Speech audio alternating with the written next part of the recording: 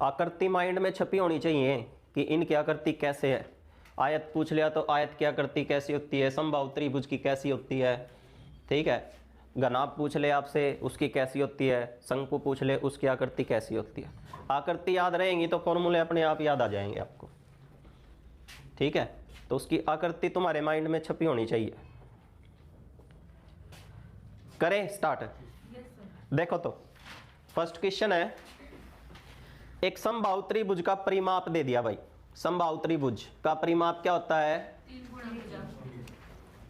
3a, जो कि कितना दिया, 36√3 दे दिया।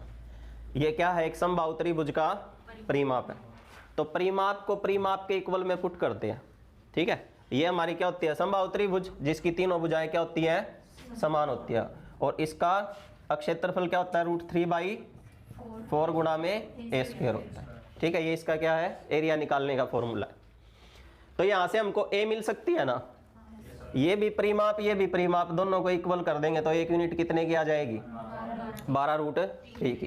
तो इसका मतलब प्रत्येक भुजा का माप क्या है, 12√3। अब क्या निकालना है, ऊंचाई।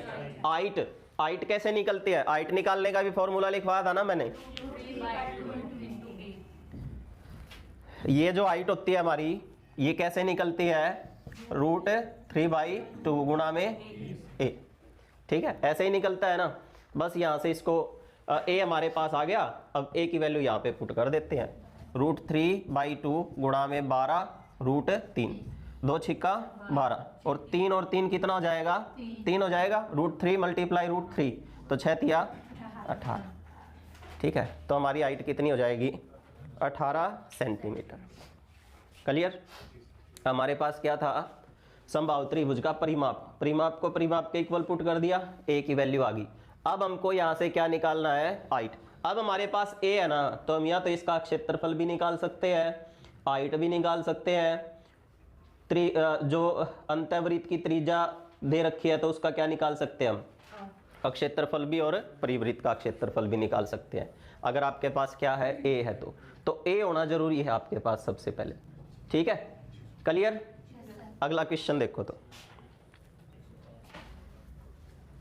112 × 44 × 25 सेंटीमीटर विभव वाले एक ठोस धातु के बने आयताकार ब्लॉक को पिघलाया जाता है, ठीक है। और 35 सेंटीमीटर त्रिज्या वाले एक बेलन के रूप में डाल दिया जाता है।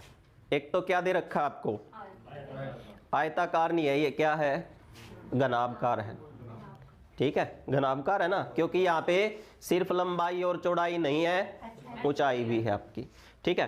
तो जब भी भाई किसी भी ब्लॉक को पिघलाते हैं ना, ठोस को, तो उसका क्या निकलता हमेशा, आयतन, ठीक है। आयतन क्या होता है, घनाभकार, L × B × H।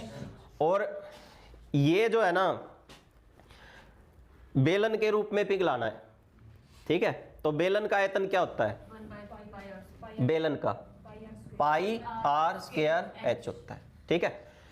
तो जो इसका पिघल के आएगा ना, वही इसका आयतन होगा, ठीक है। और इसकी हमको क्या दे रखी है, उसने त्रिज्या दे रखी है, r दे रखी है। तो हम यहां से क्या निकाल सकते हैं, इसकी ऊंचाई निकाल सकते हैं।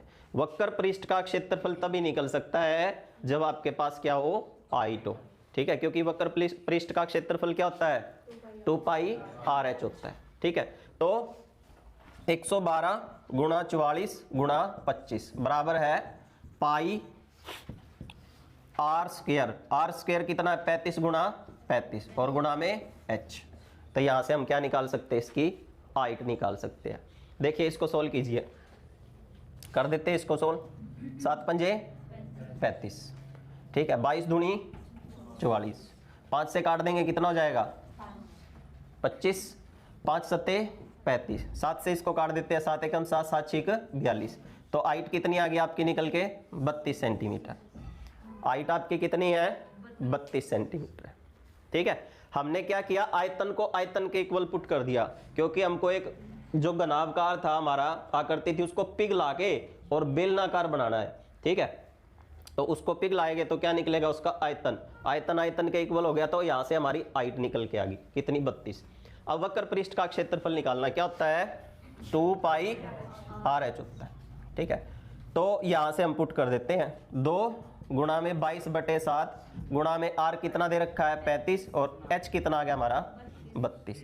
इसको सोल्व कर देंगे तो हमारा क्या निकल के आ जाएगा आंसर कितना आएगा 7040। ये हमारा आंसर आ गया। ठीक है, वक्र पृष्ठ का अक्षेत्रफल आ जाएगा निकल के।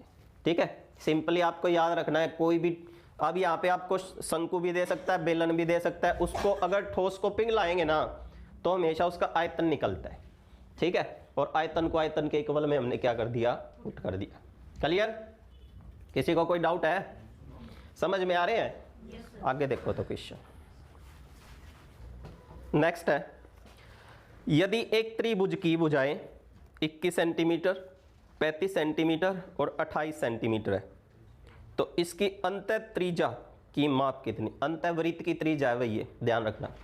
देखो हमको एक ट्राइंगल दिया जिसमें 3 भुजाएं हैं, विषमबाहु है पहली चीज तो, क्योंकि तीनों अलग अलग है।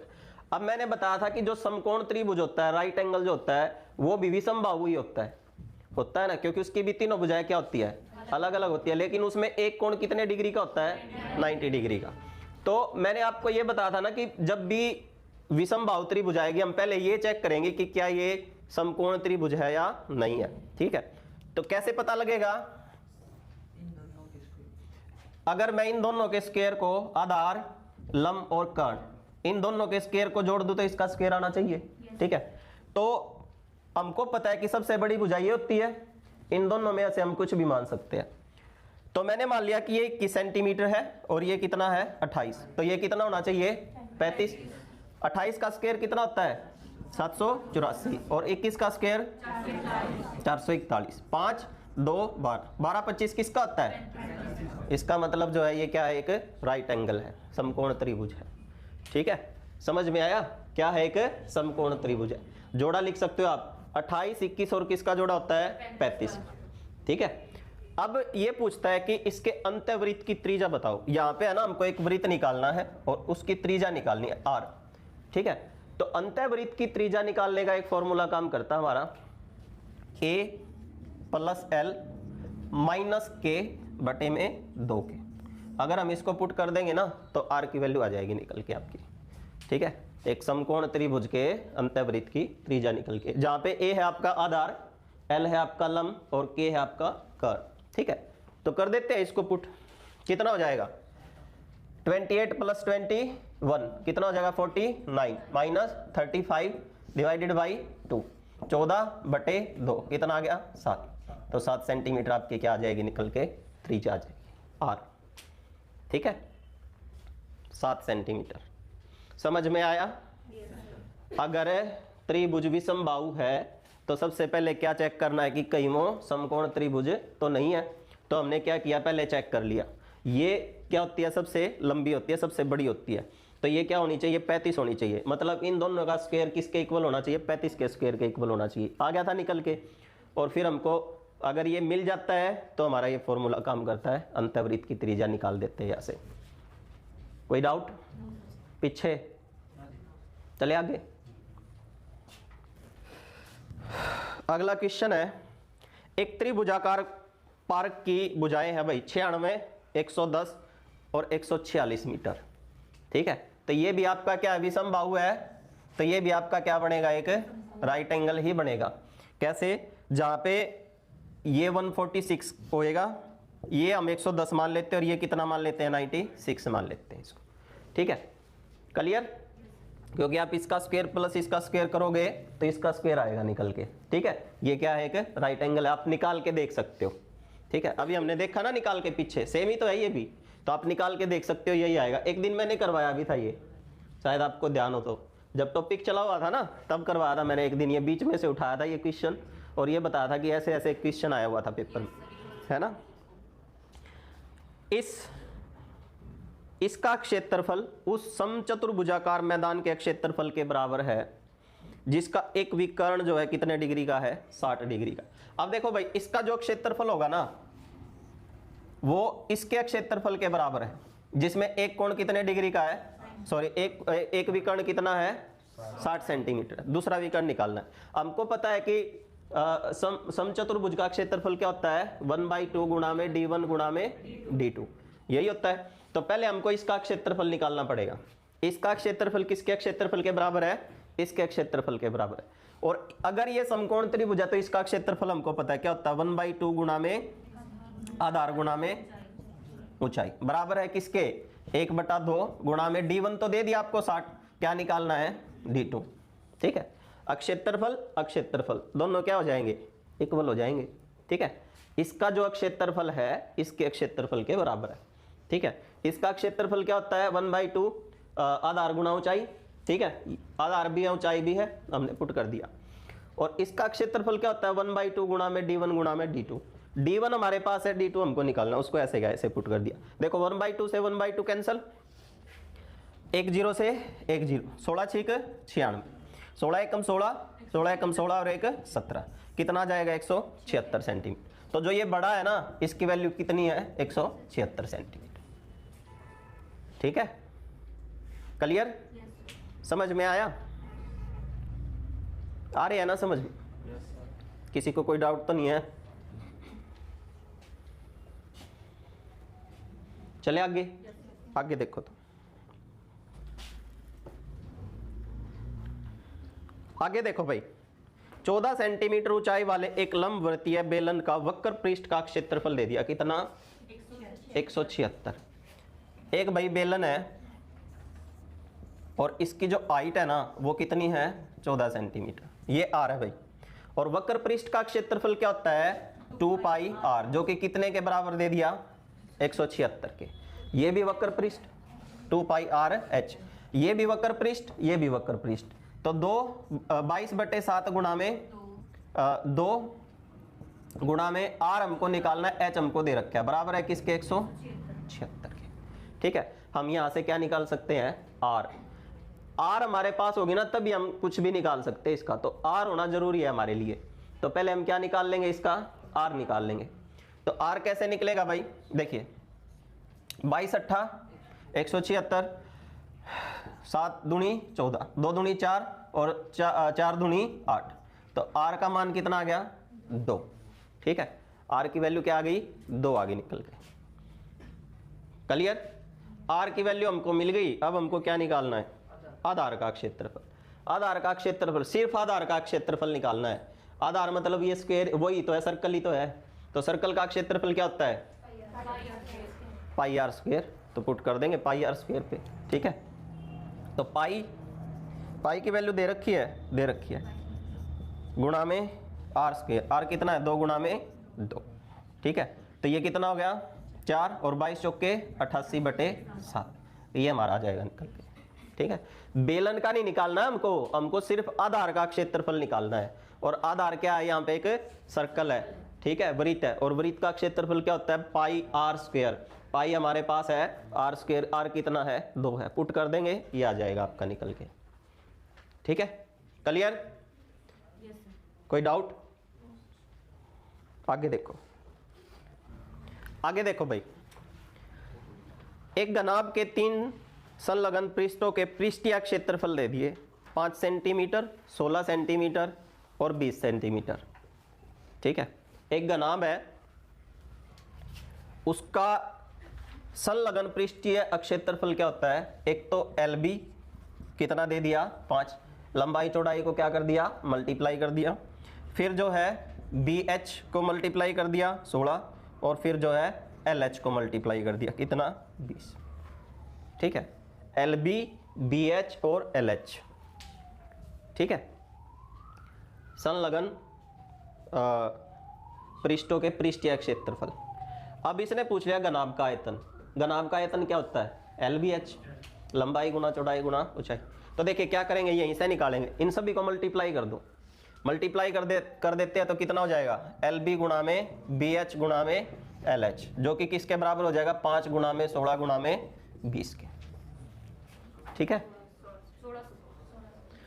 तो यहाँ पे कितना आ गया 1600 बराबर है, देखिए L को L से मल्टीप्लाई करेंगे क्या हो जाएगा L स्क्वायर गुणा में, यहाँ पे करेंगे B को B से तो B स्क्वायर गुणा में H स्क्वायर, बराबर है किसके इसके 1600 के। तो LBH L बी एच का मान कितना हो जाएगा, बराबर है 40 का स्क्वायर, ऐसे लिख सकते हैं। ठीक है, तो स्क्वायर से स्क्वायर क्या हो जाएगा, कैंसल। तो एल बी एच की वैल्यू कितनी आ गई, 40 सेंटीमीटर। कितनी, 40 सेंटीमीटर। ठीक है, हमने क्या किया, इन सभी को मल्टीप्लाई कर दिया, मल्टीप्लाई किया तो ये भी मल्टीप्लाई हो जाएगा।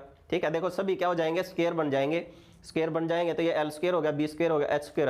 अगर पावर समान होती है तो बेस क्या हो जाते हैं, मल्टीप्लाई हो जाते हैं एक दूसरे से। ठीक है, पढ़ा था ना हमने। तो 1640 का स्क्वायर हो गया, ये स्क्वायर हो गया, स्क्वायर से स्क्वायर कैंसिल हो गया, एल बी एच की वैल्यू आगे निकल के 40। और लंबाई गुना चौड़ाई गुना ऊंचाई क्या होता है, आयतन ही होता है घनाभ का। ठीक है, क्लियर, कोई डाउट, कोई डाउट है क्या? अगला क्वेश्चन देखिए, एक बॉक्स की लंबाई चौड़ाई और ऊंचाई का अनुपात दे दिया भाई, 4 3 और 2, एल बी एच, 4:3:2। देखो रेशियो है ये, हमको सिर्फ ये निकालना है कि इसमें जब जो भी वृद्धि करवाएगा वो वृद्धि करके नए आयतन में और पुराने आयतन में क्या अंतर है, ये निकालना है। देखो हम इसको क्या मान लेते हैं, अब देखो 50% की वृद्धि करेंगे, 40% की कमी करेंगे तो पॉइंट में जा सकता हमारा। तो हम क्या करेंगे, तीनों जगह पे एक एक जीरो ऐड कर देंगे इजी करने के लिए क्वेश्चन को। हमने मान लिया लंबाई 40 है, चौड़ाई 30 है और हाइट कितनी है, 20 है। ठीक है, तो आयतन कितना हो जाएगा, लंबाई गुना चौड़ाई गुना ऊंचाई। ठीक है, 40 गुना में 30 गुना में 20। ठीक है, अब ये बोलता है कि इसकी जो लंबाई है ना उसमें 50% की वृद्धि कर दो। लंबाई कौन है, ये 40। अब 40 का 50% क्या होता है, 20, और 20 की वृद्धि कर देंगे तो ये कितना हो जाएगा, 60। और हाइट में चौड़ाई की बात नहीं हुई है तो चौड़ाई को ऐसे का ऐसे रखना है, हाइट में क्या करना है, 40 की कमी करनी है। अब 20 का 40% कितना होता है, 8। अगर इसमें 8 की कमी कर दे तो ये कितना बच जाएगा, 12। ठीक है, ये नया आयतन हो गया, ये पुराना आयतन, बस इसका रेशियो निकालना है। रेशियो निकालना तो देखिए 30 से 30 कैंसिल हो जाएगा ना, एक जीरो से एक जीरो कैंसिल हो गया, और काट दो, 4 तिया 12, और कट जाएगा 3, और ये कितना हो जाएगा, 10। तो कितना हो गया, 9:10, इतना ही आएगा ना, 9:10। ये हमारा आंसर है। नए में और पुराने में क्या निकालना था, अनुपात निकालना था। ठीक है, पहले तो हमने पुराने का अनुपात निकाल लिया, जैसे जैसे हमको दे रखा था लंबाई गुना चौड़ाई गुना ऊंचाई। फिर यह बोलता है कि लंबाई में 20% बढ़ा दिया, 50% बढ़ा दिया, और हाइट में जो है 40% कम कर दिया। तो ऐसे ऐसे कम करके लिख दिया हमने। ठीक है, ये नए का ये पुराने का, तो ये अनुपात आ गया आपका निकल के। क्लियर, समझ में आया क्या? नोट करने लग रहे हो ना? चले आगे। एक वर्ग का क्षेत्रफल ज्ञात कीजिए जिसका एक विकर्ण 2.6 मीटर लंबा है। अगर विकर्ण दे देता है आपको तो वर्ग का क्षेत्रफल क्या होता है, 1/2 गुणा में विकर्ण का स्क्वायर, यही होता है ना। अगर भुजा दे देता है तो a का स्क्वायर, ठीक है, भुजा गुणा भुजा। लेकिन अगर विकर्ण दे देता है तो फॉर्मूला क्या होता है क्षेत्रफल निकालने का, 1/2 गुणा में विकर्ण का स्क्वायर। तो 1/2 गुणा में 2.6 गुणा में 2.6, ये कितना आ जाएगा, 1.3। ठीक है, पॉइंटों को भूल जाओ थोड़ी देर के लिए, बस ये याद रखो, एक इसका पॉइंट एक इसका पॉइंट, तो 2 के बाद पॉइंट लगेगा। 13 6 78, 7 13 दूनी 26 और 7 33, और 2 के बाद क्या लगना है, पॉइंट। तो 3.38 ये आ जाएगा आपका क्षेत्रफल, 3.38। क्लियर, मुश्किल है, इजी है ना? अभी जीडी का पेपर जिसका कर दोगे यही टाइप आएंगे, अलग से नहीं आएगा कुछ भी। ठीक है, इन्हीं को बिल्कुल अच्छे से रिवाइज करके जाना, और जो टॉपिक है उनको अच्छे से रिवाइज करके जाना, इन्हीं में से पूछ लेगा। और हर एक सेट में जो भी हमने किए थे ना, हर एक सेट में कम से कम 2 क्वेश्चन तो थे ही थे। ठीक है, 23 सेट थे और ये 51 क्वेश्चन है। तो 23 सेट के 51 क्वेश्चन 2 से ज़्यादा ही हो गया औसत। ठीक है, किसी में 4 भी डाल रखे हैं, 2 तो है ही। ठीक है, तो इम्पोर्टेंट टाइप है, एक क्वेश्चन 2 नंबर का आएगा, तो 2 क्वेश्चन कितने के हो गए, 4 नंबर के। और अगर आपको फॉर्मूले याद है तो ये फ्री के नंबर है आपके। ठीक है, कॉन्सेप्ट क्लियर होने चाहिए, बार बार में रिवाइज कर दो इनको। ठीक है, वैसे नहीं होंगे ये याद, फॉर्मूले रटने से याद नहीं होंगे, मैथ समझने का होता है, रटने का नहीं होता। जब बार बार में इनको रिवाइज करोगे ना तो आकृतियाँ तुम्हारे माइंड में छप जाएंगी, आकृतियाँ माइंड में छपते ही फॉर्मूले अपने आप याद हो जाएंगे। ठीक है, तो कितनी बार रिवाइज करना है, ये जीडी वालों के लिए नहीं है, सभी के लिए है ये। ठीक है, अभी ग्रुप डी का पेपर होगा ना, सीईटी का होगा सेकंड पेपर, तो उसमें बहुत काम आएंगे ये आपके। ठीक है, क्या पता है ऐसे कैसे उठा के दे देता है। ठीक है, HSSC SSC की कॉपी कर लेता है क्वेश्चनों की, ऐसे कैसे उठा के दे देगा, दिल्ली पुलिस की कॉपी कर लेगा।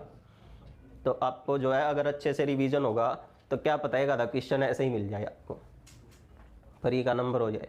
अभी मिले थे ना ग्रुप सी वाले में, सीईटी में कितने क्वेश्चन आए हुए थे, कितने क्वेश्चन थे जो हमने करवाए थे, बिल्कुल ऐसे कैसे उठा के डाल रखे थे नोट्स से या RS अग्रवाल से। ठीक है, तो कुछ भी अलग से नहीं आएगा, इन्हीं में से आएगा। आगे देखिए, एक पुल की लंबाई 15 मीटर, चौड़ाई 10 मीटर और गहराई 3 मीटर है। उसमें 2.5 मीटर की गहराई तक पानी भरा जाता है। पुल में पानी की मात्रा आयतन निकालना है। ठीक है, और जितना भरा हुआ है उतने का ही तो निकलेगा ना आयतन। इसने बोला कि गहराई 3 मीटर है इसकी, लेकिन भरा हुआ कितना है, 2.5 मीटर भरा हुआ है, तो वहीं तक ही तो निकलेगा ना। तो लंबाई गुणा चौड़ाई गुणा ऊंचाई, लंबाई है 15, चौड़ाई है 10 और ऊंचाई कितनी रखेंगे, 2.5। ठीक है, कंफ्यूज करेगा वो तुमको, कंफ्यूज नहीं होना है। टोटल है गहराई, मतलब टोटल टंकी कितने मीटर गहरी है, 3 मीटर, लेकिन पानी कितना भरा हुआ है, 2.5। ठीक है, 2.5 मीटर तक, तो उतना ही तो निकालेंगे कि भाई 2.5 मीटर तक कितना पानी आया है, वही तो क्या है उसका आयतन है। तो कितना आएगा, कितना, 375 किलो लीटर। ठीक है, किलो लीटर और मीटर क्यूब बराबर होते हैं, याद रखना। किलो लीटर बराबर है मीटर की क्यूब, ये बराबर होते हैं। मैं इसको ऐसे भी लिख सकता हूं, 10 की क्यूब बराबर है मीटर की क्यूब, तो आपको ध्यान रखना है। लेकिन मैंने आपको एक चीज और बताई थी कि 1 लीटर किसके बराबर होता है, सॉरी 1 मीटर जो है 1000 लीटर के क्या होता है, बराबर। अगर किलो लीटर बोल देगा तो वो मीटर क्यूब के इक्वल है। ठीक है, ध्यान रखना। अब मैं इस 375 को है ना किलो लीटर भी बोल सकता हूं और मीटर भी बोल सकता हूं, कोई फर्क नहीं पड़ेगा। ठीक है, कभी कंफ्यूज हो जाओ वहां पे, और क्या पता 1000 से मल्टीप्लाई कर दो या डिवाइड कर दो, ये दोनों इक्वल होते हैं। अगर किलो की बात करेगा और सिर्फ लीटर की बात करेगा तो उसको चेंज करना पड़ता है हमको कि लीटर से किस में, मीटर में। आया था ना एक क्वेश्चन ऐसा ही, जहाँ पे कुछ 42,000 लीटर था, फिर हमने उसको 42 मीटर में चेंज किया था। आया था कि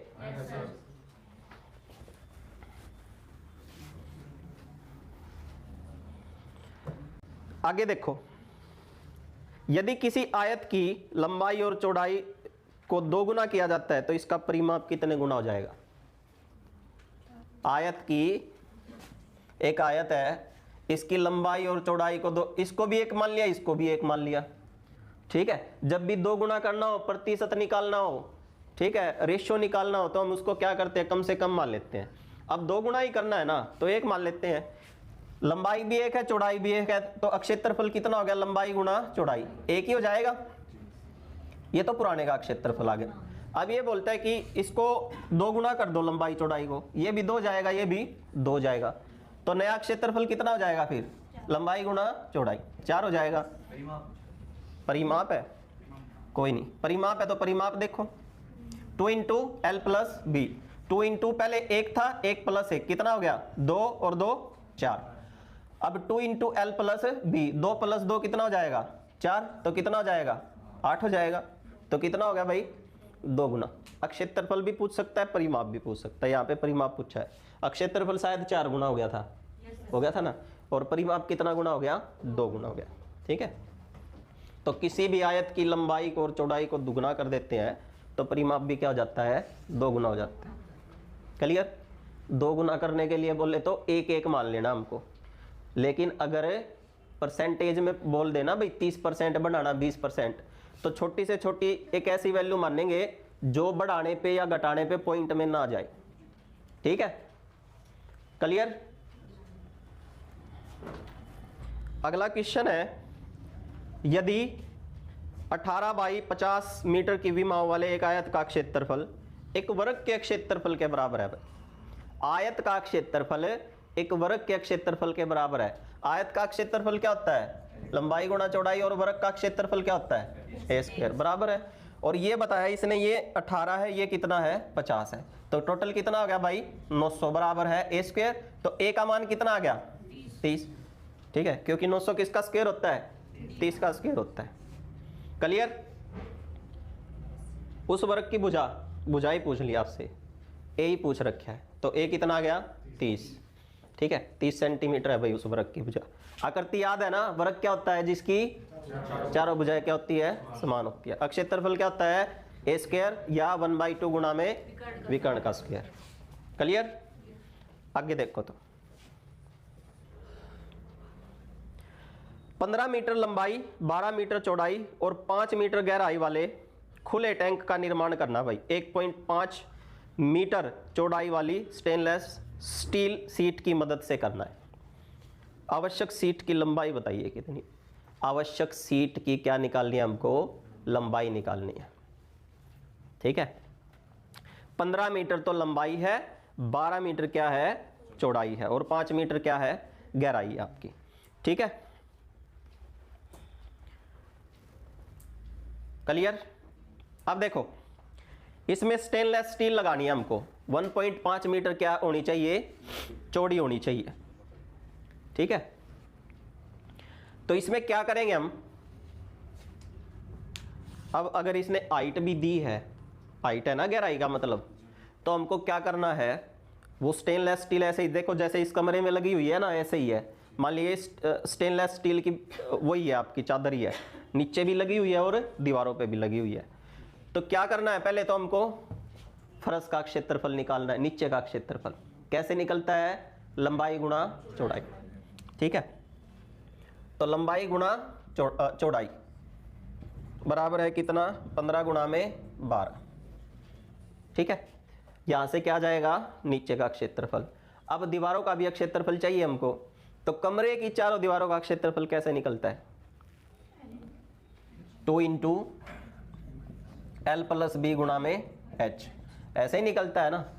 तो 2 इंटू एल प्लस बी गुणा में एच, यहां से क्या निकल के आ जाएगा, कमरे की चारों दीवारों का क्षेत्रफल आ जाएगा निकल के। ठीक है, तो यहां से कितना आ गया, 180, और यहां से कितना आ जाएगा, 27 मल्टीप्लाई बाई 10, 270। कितना आ गया, 270। 180 प्लस 270, तो टोटल कितना एरिया हो गया भाई, 450। 450 सेंटीमीटर में या मीटर में हमको एक क्या लगानी है, स्टेनलेस स्टील की सीट लगानी है, जिसकी चौड़ाई कितनी है, 1.5 मीटर है, लंबाई निकालनी है। तो इसका मतलब क्षेत्रफल क्या हो गया उस चादर का, लंबाई गुणा चौड़ाई, और क्षेत्रफल कितना है टोटल 450, लंबाई गुणा चौड़ाई कितनी दी है हमको 1.5, और बराबर है किसके, क्षेत्रफल के। तो यहाँ से हमारी क्या निकल के आ सकती है, लंबाई निकल के आ सकती है। इसको नीचे ले जाएंगे, 1.5 को, एक पॉइंट को ऊपर हटा देंगे, और 15 3 45, तो लंबाई कितनी होगी 300 मीटर। मीटर में निकालनी है 300 मीटर। ठीक है, हमने क्या किया, देखो स्टेटमेंट को समझो। पहले तो कमरे का फर्श का क्षेत्रफल निकाला, फिर कमरे की जो दीवारें है ना, चारों दीवारें, उसका क्षेत्रफल निकाल लिया।